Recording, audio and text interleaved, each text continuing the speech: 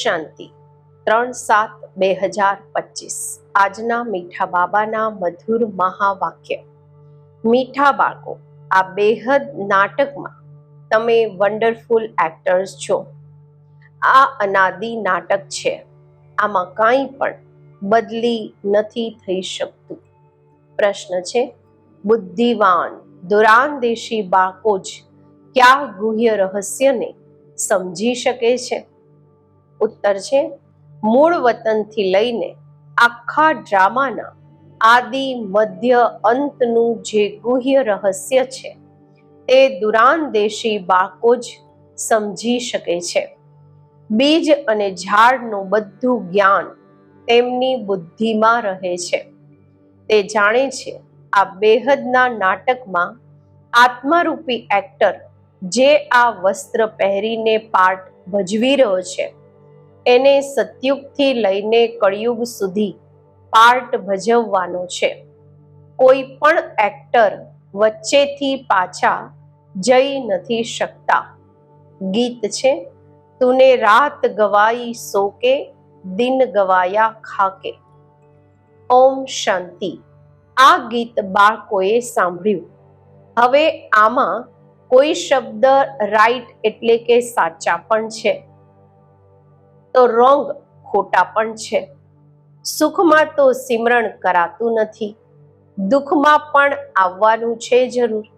દુઃખ હોય ત્યારે તો સુખ આપવા માટે બાપને આવવું પડે। મીઠા મીઠા બાળકોને ખબર છે હમણાં આપણે સુખધામના માટે ભણી રહ્યા છીએ। શાંતિધામ અને સુખધામ, પહેલા મુક્તિ પછી હોય છે જીવન મુક્તિ। શાંતિધામ ઘર છે, ત્યાં કોઈ પાર્ટ નથી ભજવાતો। એક્ટર્સ ઘરમાં ચાલ્યા જાય છે ત્યારે કોઈ પાર્ટ નથી ભજવતા। પાર્ટ સ્ટેજ પર ભજવાય છે। આ પણ સ્ટેજ છે। જેમ હદનું નાટક હોય છે તેમ આ બેહદનું નાટક છે। આના આદિ મધ્ય અંતનું રહસ્ય સિવાય બાપના કોઈ બીજું સમજાવી ન શકે। હકીકતમાં આ યાત્રા અથવા યુદ્ધ શબ્દ ફક્ત સમજાવવાના કામમાં આવે છે, બાકી આમાં યુદ્ધ વગેરે કાંઈ છે નહીં। યાત્રા પણ શબ્દ છે, બાકી છે તો યાદ। યાદ કરતા કરતા પાવન બની જશો। આ યાત્રા પૂરી પણ અહીં જ થશે, ક્યાંય જવાનું નથી। બાળકોને સમજાવાય છે પાવન બનીને પોતાના ઘરે જવાનું છે। અપવિત્ર તો જઈ ન શકે। સ્વયંને આત્મા સમજવાનો છે। મુજ આત્મામાં આખા ચક્રનો પાર્ટ છે। હવે તે પાર્ટ પૂરો થયો છે। બાપ સલાહ આપે છે, ખૂબ સહજ, મને યાદ કરો, બાકી બેઠા તો અહીં જ છો, ક્યાંય જતા નથી। બાપ આવીને કહે છે, મને યાદ કરો તો તમે પાવન બની જશો। યુદ્ધ કોઈ નથી, સ્વયંને તમો પ્રધાનથી સતો પ્રધાન બનાવવાના છે। માયા પર જીત મેળવવાની છે। બાબા કહે છે, બાળકો જાણે છે 84નું ચક્ર પૂરું થવાનું છે। ભારત સતો પ્રધાન હતું, એમાં જરૂર મનુષ્ય જ હશે, જમીન થોડી બદલાશે। હમણાં તમે જાણો છો આપણે સતો પ્રધાન હતા, પછી તમો પ્રધાન બન્યા, હવે પાછા સતો પ્રધાન બનવાનું છે। મનુષ્ય પોકારે પણ છે કે આવીને અમને પતિતથી પાવન બનાવો, પરંતુ એ કોણ છે, કેવી રીતે આવે છે, કાંઈ નથી જાણતા। હમણાં બાબાએ તમને સમજદાર બનાવ્યા છે। કેટલું ઊંચું પદ તમે મેળવો છો। ત્યાંના ગરીબ પણ ખૂબ ઊંચા છે। અહીંના સાવકારોથી ભલે કેટલા પણ મોટા રાજાઓ હોય હતા, ધન ખૂબ હતું, પરંતુ છે તો વિકારીને. એમનાથી ત્યાંની સાધારણ પ્રજા પણ ખૂબ ઊંચી બને છે. બાબા ફરક બતાવે છે. રાવણનો પડછાયો પડવાથી પતિત બની જાય છે. નિર્વિકારી દેવતાઓની આગળ પોતાને પતિત કહી માથું જઈને ટેકવે છે. બાપ અહીં આવે છે તો ફટથી ઊંચા ચડાવી દે છે. સેકન્ડની વાત છે. હમણાં બાપે ત્રીજું નેત્ર આપ્યું છે જ્ઞાનનું. આપ બાળકો દુરાંદેશી બની જાઓ છો. ઉપર મૂળ વતનથી લઈને આખા ડ્રામાનું ચક્ર તમારી બુદ્ધિમાં યાદ છે. જેમ હદનો ડ્રામા જોઈને પછી આવીને સંભળાવે છે ને, શું શું જોયું? બુદ્ધિમાં ભરેલું છે જે વર્ણન કરે છે. આત્મામાં ભરીને આવે છે, પછી આવીને ડિલિવરી કરે છે. બાબા કહે છે કે આ પછી છે બેહદની વાતો. આ બાળકોની બુદ્ધિમાં આ બેહદ ડ્રામાના આદિ મધ્ય અંતના રહસ્ય રહેવા જોઈએ, જે રિપીટ થતા રહે છે, પુનરાવર્તન થતા રહે છે.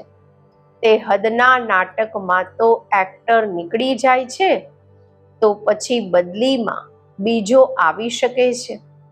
કોઈ બીમાર થયું તો તેની બદલે પછી બીજો એડ કરી દેશે, અદલી બદલી કરી દેશે. આ તો ચૈતન્ય ડ્રામા છે. આમાં જરા પણ અદલી બદલી નથી થઈ શકતી. આપ બાળકો જાણો છો, આપણે આત્મા છીએ. આ શરીર રૂપી વસ્ત્ર છે જે પહેરીને આપણે બહુરૂપી પાઠ ભજવીએ છીએ. નામ, રૂપ, દેશ, ફીચર્સ બદલાતા જાય છે. એક્ટર્સને પોતાની એક્ટની તો ખબર હોય છે ને. બાપ બાળકોને આ ચક્રનું રહસ્ય તો સમજાવતા રહે છે. સતયુગથી લઈને કળયુગ સુધી આવે છે, પછી જાય છે, ફરી નવેસર આવીને પાર્ટ ભજવે છે. એની ડિટેલ સમજાવવામાં સમય લાગે છે, વિસ્તાર સમજાવવામાં સમય લાગે છે. બીજમાં ભલે નોલેજ છે તો પણ સમજાવવામાં સમય તો લાગે છે ને. તમારી બુદ્ધિમાં આખા બીજ અને ઝાડના રહસ્ય છે. તે પણ જે સારા બુદ્ધિવાન છે એ જ સમજે છે કે આનું બીજ ઉપરમાં છે. આની ઉત્પત્તિ, પાલના અને સંહાર કેવી રીતે થાય છે. એટલે ત્રિમૂર્તિ પણ દેખાડ્યા છે. આ સમજણ જે બાપ આપે છે, બીજા કોઈ પણ મનુષ્ય આપી ન શકે. જ્યારે અહીં આવે ત્યારે ખબર પડે, એટલે તમે બધાને કહો છો અહીં આવીને સમજો. કોઈ બહુ જ કટ્ટર હોય છે તો કહે છે અમારે કાંઈ સાંભળવું નથી. પછી સાંભળે પણ છે. કોઈ લિટરેચર લે છે, સાહિત્ય લે છે, કોઈ નથી લેતા. તમારી બુદ્ધિ હમણાં કેટલી વિશાળ દુરાંદેશી થઈ ગઈ છે. ત્રણેય લોકોને તમે જાણો છો. મૂળ વતન જેને નિરાકારી દુનિયા કહેવાય છે. બાકી સૂક્ષ્મ વતનનું કાંઈ પણ નથી. કનેક્શન બધું છે મૂળ વતન અને સ્થૂળ વતનથી. બાકી સૂક્ષ્મ વતન થોડા સમય માટે છે. બાકી આત્માઓ બધા ઉપરથી અહીં આવે છે પાર્ટ ભજવવા. આ ઝાડ બધા ધર્મોનું નંબર વાર છે. આ છે મનુષ્યોનું ઝાડ અને બિલકુલ એક્યુરેટ છે. કોઈ પણ આગળ પાછળ થઈ ન શકે. ન આત્માઓ બીજી કોઈ જગ્યાએ બેસી શકે છે. આત્માઓ બ્રહ્મ મહતત્વમાં ઊભા હોય છે. જેમ સ્ટાર્સ આકાશમાં ઊભા છે, તારાઓ આકાશમાં ઊભા છે. આ સ્ટાર્સ તો દૂરથી નાના નાના જોવામાં આવે છે તો મોટા. પરંતુ આત્મા તો ન નાનો મોટો થાય છે, ન વિનાશ થાય છે. તેમ ગોલ્ડન એજ સ્વર્ણિમ યુગમાં આવો છો, પછી આયરન એજ એટલે કે કળિયુગમાં આવો છો. બાકો જાણે છે આપણે ગોલ્ડન એજમાં હતા, હવે આયરન એજમાં આવી ગયા છીએ.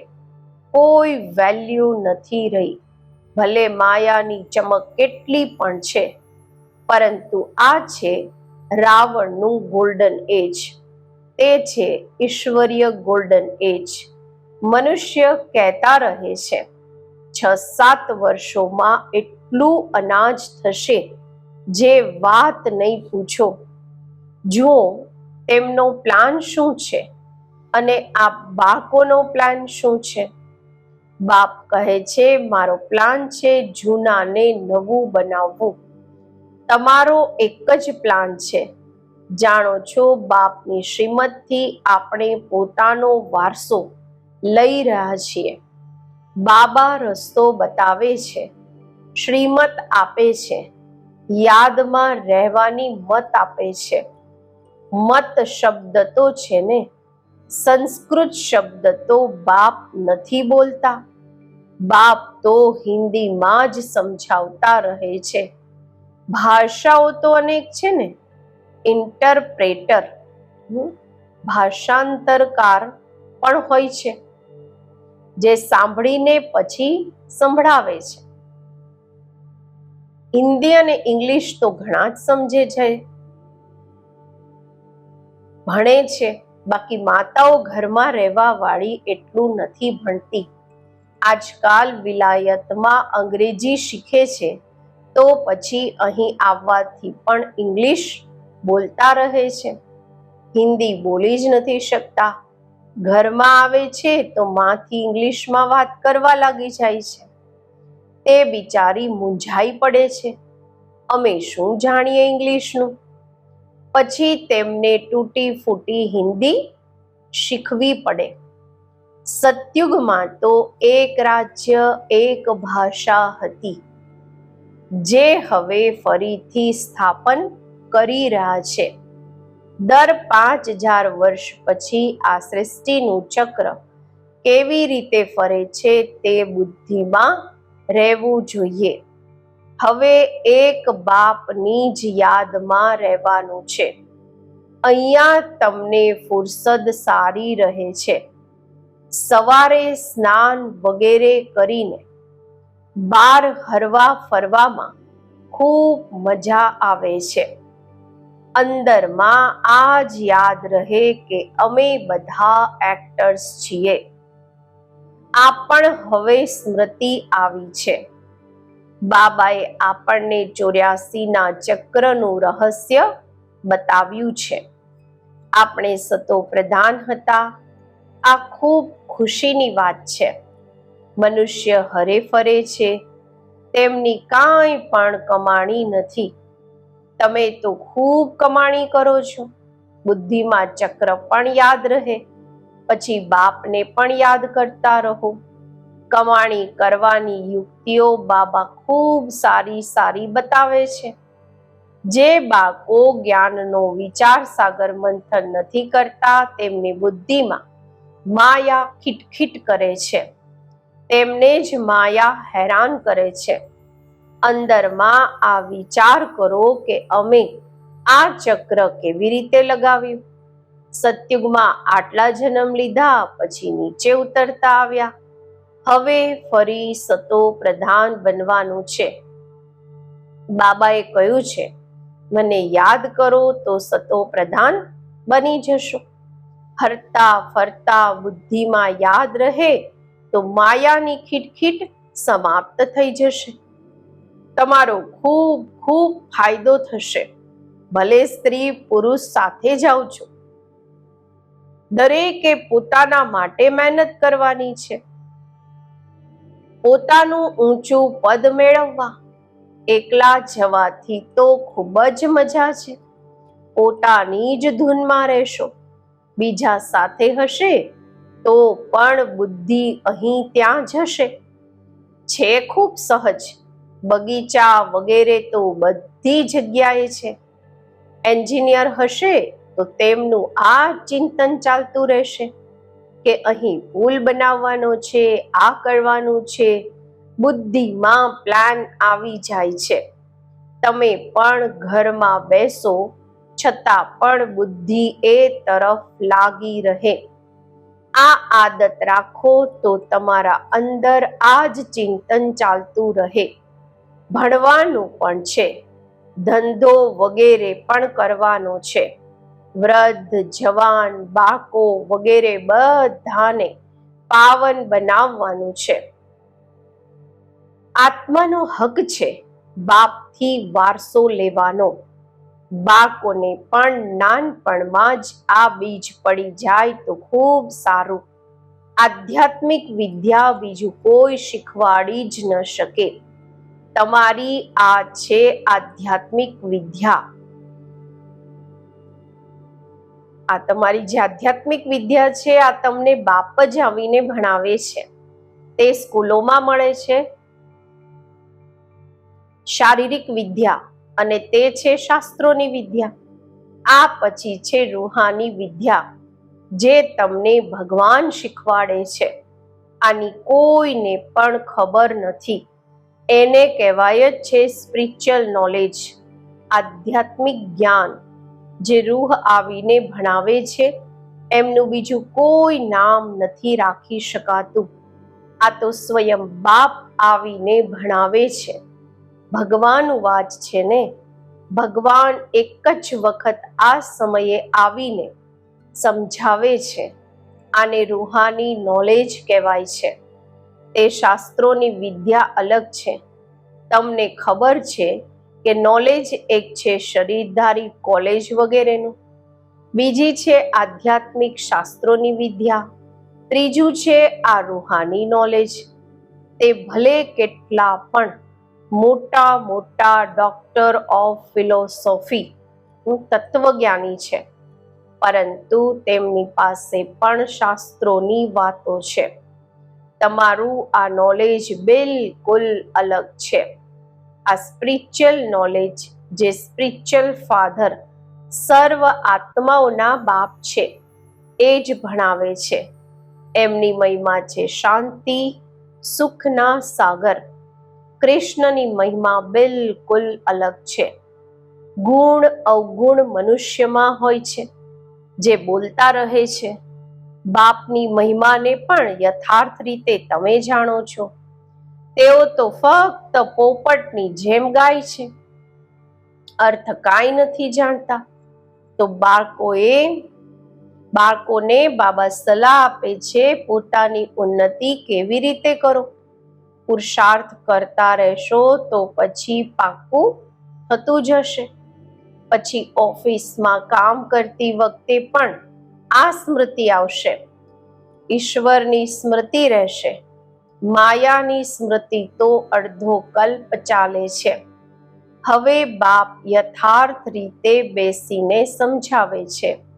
સ્વયંને જુઓ, અમે શું હતા, હવે શું બની ગયા છીએ. પછી અમને બાબા આવા દેવતા બનાવે છે.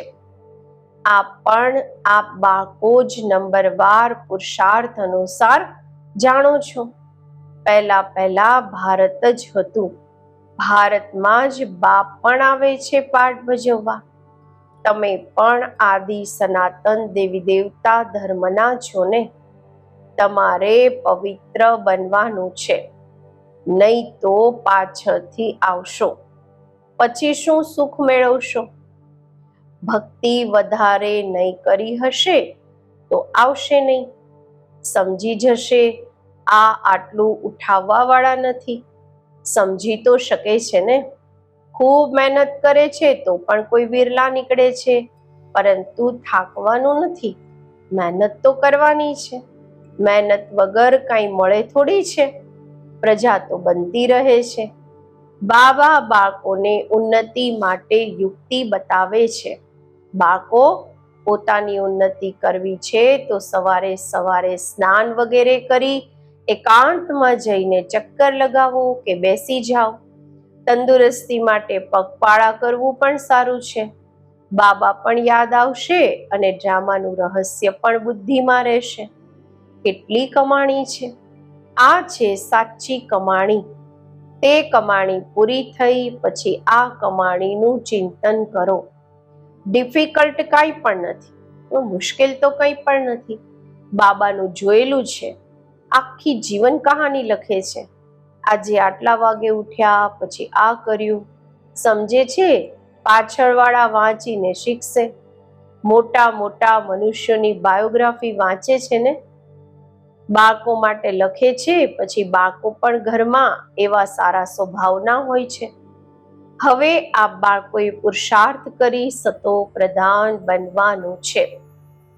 સતો પ્રધાન દુનિયાનું ફરીથી રાજ્ય લેવાનું છે. તમે જાણો છો કલ્પ કલ્પ આપણે રાજ્ય લઈએ છીએ અને પછી ગુમાવીએ છીએ. તમારી બુદ્ધિમાં બધું છે. આ છે નવી દુનિયા, નવા ધર્મના માટે નવી નોલેજ. એટલે મીઠા મીઠા બાળકોને ફરીથી સમજાવે છે, જલ્દી જલ્દી પુરુષાર્થ કરો. શરીર પર ભરોસો થોડી છે. આજકાલ મોત ખૂબ ઈઝી થઈ ગયું છે, સહજ થઈ ગયું છે. ત્યાં અમરલોકમાં આવું મૃત્યુ ક્યારેય હોતું નથી. અહીંયા તો બેઠા બેઠા કેવી રીતે મરી જાય છે. એટલે પોતાનો પુરુષાર્થ કરતા રહો, જમા કરતા રહો. અચ્છા, મીઠા મીઠા સિકિલધા બાળકો પ્રતિ માત પિતા બાપ દાદાના યાદ પ્યાર અને ગુડ મોર્નિંગ. રૂહાની બાપના રૂહાની બાળકોને નમસ્તે. આપણે રૂહાની બાળકોના રૂહાની બાપને નમસ્તે. ધારણા માટે મુખ્ય સાર: બુદ્ધિને જ્ઞાન ચિંતનમાં બિઝી રાખવાની આદત રાખવાની છે, વ્યસ્ત રાખવાની આદત રાખવાની છે. જ્યારે પણ સમય મળે એકાંતમાં જઈને વિચાર સાગર મંથન કરવાનું છે. બાપને યાદ કરી સાચી કમાણી જમા કરવાની છે. બીજું, દુરાંદેશી બની આ બેહદના નાટકને યથાર્થ રીતે સમજવાનું છે. બધા પાઠધારીઓના પાઠને સાક્ષી થઈને જોવાનું છે. આજનું વરદાન: મધુરતાના વરદાન દ્વારા સદા આગળ વધવા વાળા શ્રેષ્ઠ આત્મા ભવ. મધુરતા એવી વિશેષ ધારણા છે જે કડવી ધરણીને પણ મધુર બનાવી દે છે.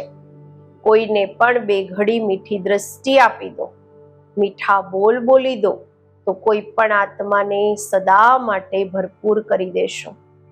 બે ઘડીની મીઠી દ્રષ્ટિ કે બોલ એ આત્માની સૃષ્ટિ બદલી દેશે.